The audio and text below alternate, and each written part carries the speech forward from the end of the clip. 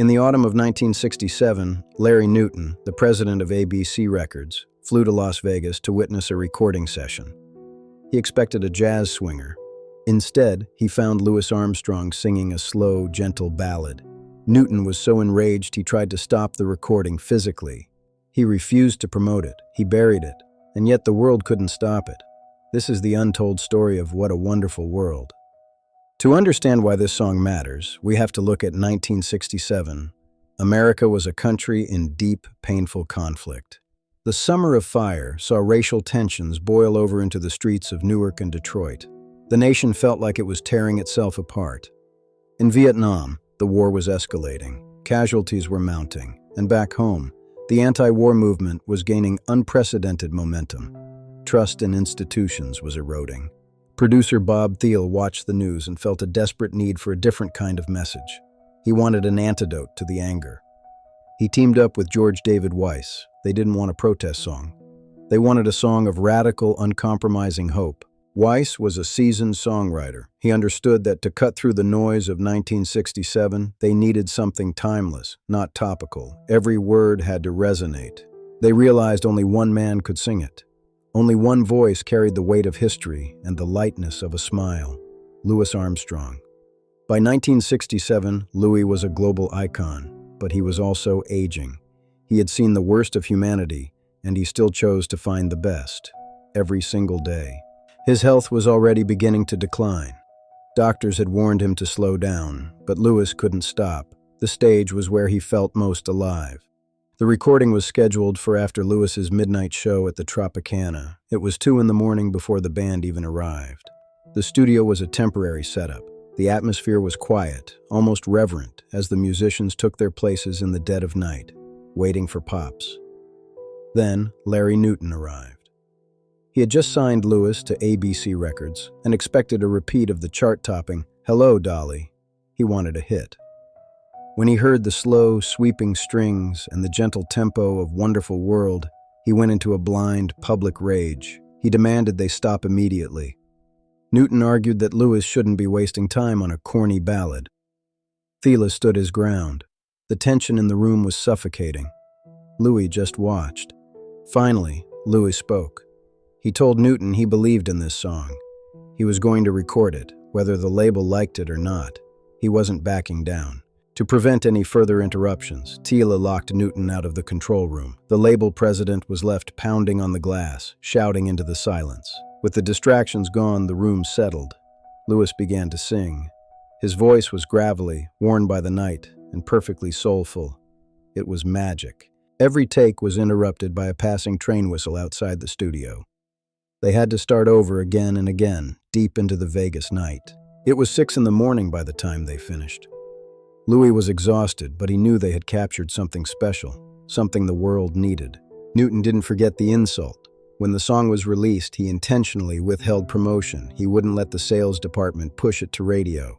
In the United States, the plan worked. The song sold fewer than 1,000 copies in its first few months.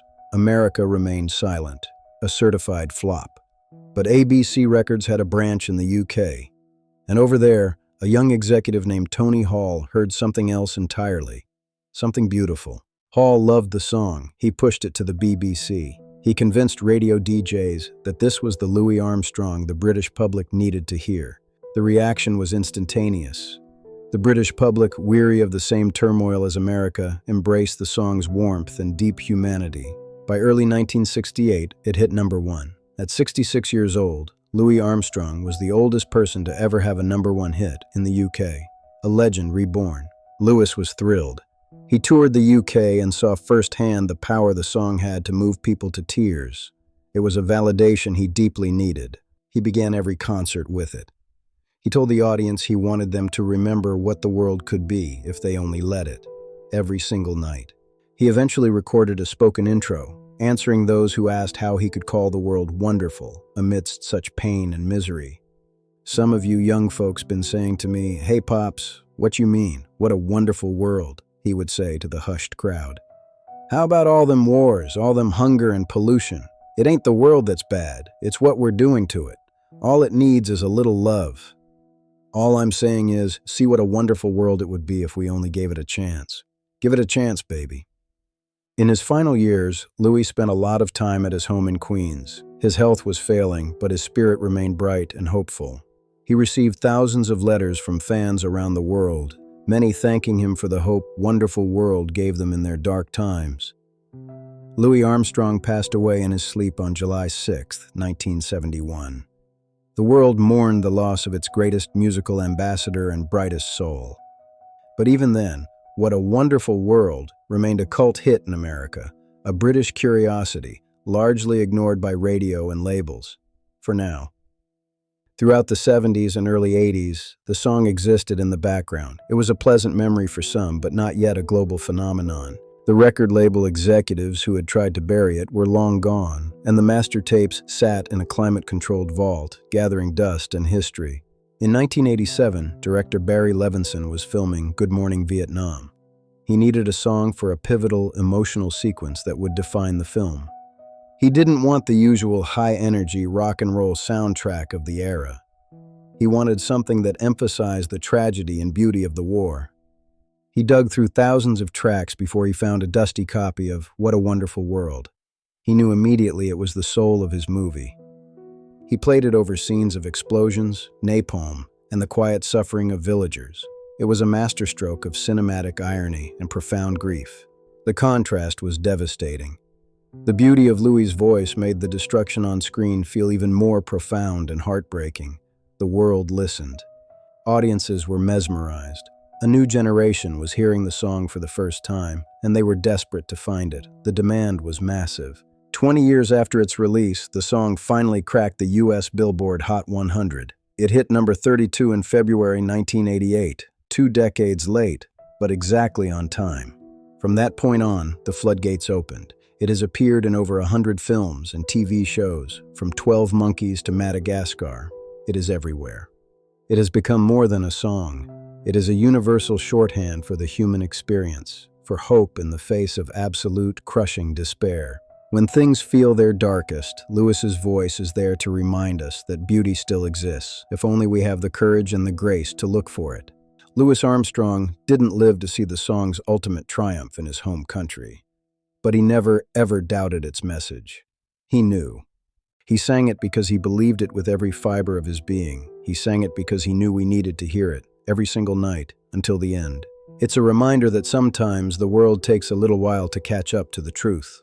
But eventually, it does, in its own time and in its own way. We're going to look at the other songs Larry Newton tried to kill and how Louis fought for his artistic freedom throughout his incredible career. Louis Armstrong was often criticized for being too compliant with white audiences, but behind the scenes, he was a fierce, uncompromising defender of his music. He knew that to be Satchmo meant more than just entertaining. It meant maintaining the absolute integrity of his musical soul, no matter the cost. He knew that to be Satchmo meant more than just entertaining. It meant maintaining the absolute integrity of his musical soul, no matter the cost. In 1957, he famously spoke out against President Eisenhower's delay in desegregating schools in Little Rock, Arkansas. He was furious. He canceled a government-sponsored tour of the Soviet Union in protest. He wasn't just a singer, he was a man of deep, abiding principle. He stood up. He said, "The way they are treating my people in the South, the government can go to hell." It was a shocking, brave moment that risked everything. He risked his career to speak the truth. This same uncompromising spirit is what defined his battle over Wonderful World. He knew what was right. The same spirit of quiet defiance is what led him to record What a Wonderful World against the explicit angry wishes of his record label. He saw the beauty in the pain. He chose to sing the beauty because he knew the pain was already too loud in the world. He chose hope. In his final months, Louis was in and out of the hospital, but he insisted on fulfilling every single performance obligation he had. He wouldn't stop. His doctors told him to stop. His wife, Lucille, begged him to rest. But Louis said, "I got to sing. People are waiting for me." And they were. His final performance at the Waldorf Astoria was a triumph of human will. He was frail, but the voice was still as powerful and soulful as ever. And of course, he sang it. The song that the label didn't want. The song that the world had finally started to hear. love, and understand. He won. Today, What a Wonderful World is translated into dozens of languages. It is sung at weddings, funerals, and all the milestones of human life. It has become a hymn for humanity, a testament to the power of a single honest voice to change the way we see our world and ourselves. Years after Louis passed, researchers found his original marked-up sheet music. His handwritten notes showed how much he cared for every phrasing. He had agonized over the delivery, ensuring that the hope felt earned, not cheap. It was a labor of deep, artistic, and enduring love for us. As for Larry Newton, he lived long enough to see the song become a global phenomenon. History, as always, had the final, decisive word. He saw. The label president who tried to bury the song is remembered mostly for that one decision. Louis, however, is eternal. His voice never fades. Louis Armstrong gave us many things: jazz, the trumpet solo, the scat vocal. But his greatest gift to us was this simple, profound song, our song. He reminded us that even when the streets are burning, the trees are still green, and the skies are still blue, if we just have the eyes to look. It is a message that will never go out of style, a message that we need to hear now, perhaps more than ever. What a wonderful world. Indeed. Where were you when this song first got to you? Maybe it was a movie, a commercial, or a quiet moment on the late-night radio. Where was it? Tell us your story in the comments below. We want to hear how Louis' message of hope found its way to you and stayed in your heart. Tell us. Subscribe to Louis Armstrong, the Untold Stories for more. Every week, we uncover the hidden history of the man who changed music and the world. Subscribe. Click the video on your screen to learn about Louis's final session and why he kept playing until the very end. Thanks for watching. See you next time.